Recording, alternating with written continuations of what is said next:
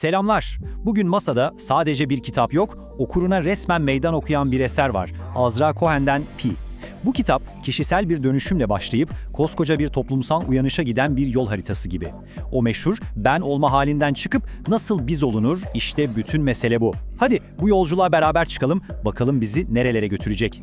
Ve daha en başından kitap suratımıza bu cümleyi çarpıyor. Bu hikaye burada bitecek ve sen başlayacaksın.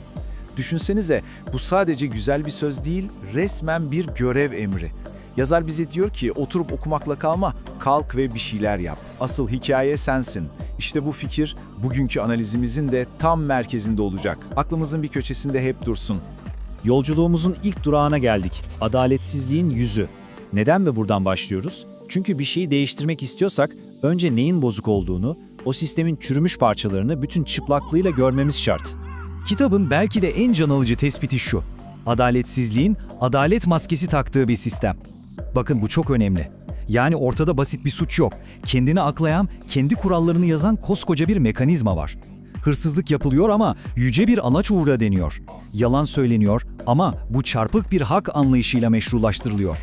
Adalet adına adaletsizlik yapılıyor yani. Bu kısır döngü size de tanıdık geliyor mu? Ve sistemin içindeki o boğucu çaresizliği karakterlerden Sadık'ın şu sözü kadar iyi ne anlatabilir ki? Anla lütfen, adalet yok. Sadece 4 kelime. Ama içinde ne kadar büyük bir yenilmişlik, ne kadar derin bir umutsuzluk barındırıyor değil mi? İşte bu, mücadelenin başlayacağı sıfır noktası. Her şeyin dibe vurduğu o an. Pi'nin anlattığı şey şu: bu adaletsizlikler öyle rastgele olmuyor. Hayır, tam tersi. Bu sistemin kendini koruma mekanizması. Şöyle düşünün, bir makine var ve siz o makinenin çalışmasını engelleyen arızalı bir parçasınız. Ne olur? Sistem sizi düşman olarak görmez. Sizi sadece arızalı bir yedek parça gibi söküp atar. Yerine yenisini takar. Mücadelenin ne kadar derinde ve ne kadar zorlu olduğunu anlıyor musunuz? Peki, tamam, sistem bozuk. Hem de çok bozuk. Ne yapacağız? Bu kadar çürümüş bir yapıya karşı ilk adım nereden atılır? Dışarıdan bir müdahaleyle mi? İşte kitabın cevabı burada çok net ve bence biraz da sarsıcı. Hayır diyor.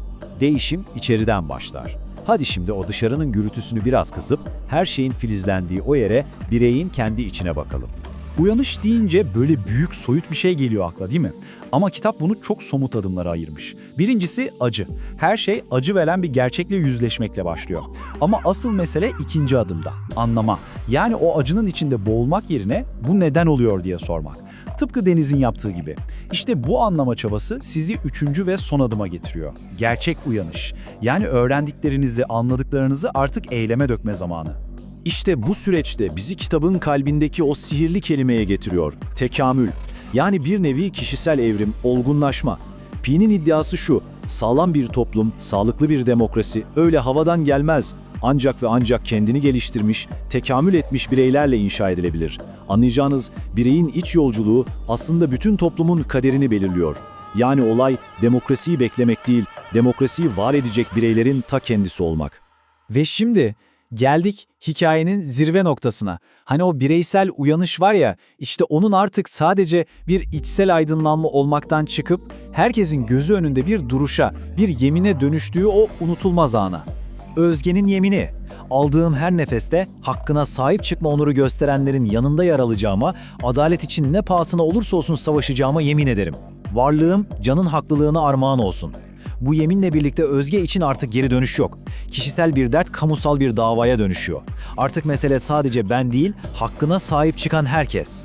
İşte liderlik tam da bu noktada doğuyor. Tabii böyle cesur bir çıkış toplumu anında bıçak gibi ikiye ayırıyor. Umursayanlar ve umursamayanlar. Bir tarafta bu yemini bir umut ışığı gibi görenler, içinden nihayet be diyenler var. Diğer tarafta ise bunu anlamsız bir aptallık olarak görüp dudak bükenler. Acı ama gerçek bir soru var burada. Şöyle bir etrafımıza baktığımızda sizce bu iki kamptan hangisi daha kalabalık? İşte bu ayrım bizi kitabın en temel felsefesine getiriyor. Sürüden bireye, bireyden de o çok istediğimiz bize nasıl geçilir? Yani o tek bir kıvılcım nasıl büyük bir ateşe dönüşür? Kitap, sürüyle birey arasındaki farkı o kadar net ortaya koyuyor ki, bakın sürü ne yapar? Başkası ne yaparsa onu yapar, bir lider bekler, güvenliği kalabalık olmakta arar. Peki ya birey? O yapılması gerekeni yapar, kimse olmasa bile tek başına harekete geçer, hakikati sayılarda değil, ilkelerde arar. Bu öylece akıntıya kapılmaya karşı vicdanla ve akılla direnmektir aslında. İşte bundan sonraki adım o büyük hedef biz olmak. Ama durun, burada çok önemli bir ayrım var. Bu biz bir liderin peşine takılmış yeni bir sürü değil asla. Bu uyanmış, ne yaptığını bilen, tek tek değerli bireylerin ortak bir amaç uğruna bir araya geldiği bir kolektif. Herkesin kendi aklıyla, kendi vicdanıyla orada olduğu güçlü bir birliktelik. Ve böylece yolculuğun sonuna, yani aslında her şeyin başladığı yere geri dönüyoruz. Hikaye bitiyor ve sıra bize geliyor. Kitabın mesajını artık kendi hayatımıza taşıma vakti. Ve kitap tam bu noktada o can alıcı soruyu doğrudan bizim yüzümüze soruyor. Ne yapacağız? Bir kurtarıcı gelip her şeyi düzeltsin diye bekleyecek miyiz? Yoksa beklediğimiz o lider, o kahraman aslında her birimiz miyiz? Pi'nin cevabı çok net. Aynaya bakın diyor. Aradığınız lider orada. Peki tamam ama ben ne yapabilirim ki, nereden başlayacağım diyorsanız işte kitaptan çıkan birkaç somut adım. Birincisi, dürüstlüğünle, duruşunla bir örnek ol. İkincisi, sorunları çözmesi için tek bir lider bekleme. Üçüncüsü, şikayet etmenin direniş olmadığını, asıl direnişin eylem olduğunu anla. Ve son olarak belki de en önemlisi, başkasının hakkını tıpkı kendi hakkınmış gibi savun. İşte o zaman ben olmaktan çıkıp biz olmaya başlarsın. Ve başladığımız yere, o güçlü söze geri dönüyoruz. Unutmayın, Pi sadece okunup rafa kaldırılacak bir roman değil, adeta bir ayna, bir yol haritası. Bize adaletsizliği, uyanışı ve birlikte hareket etmenin gücünü hatırlatıyor ki biz de kendi hayatlarımızda bunu başlatalım. Evet, kitaptaki hikaye burada bitti. Şimdi sıra sizde.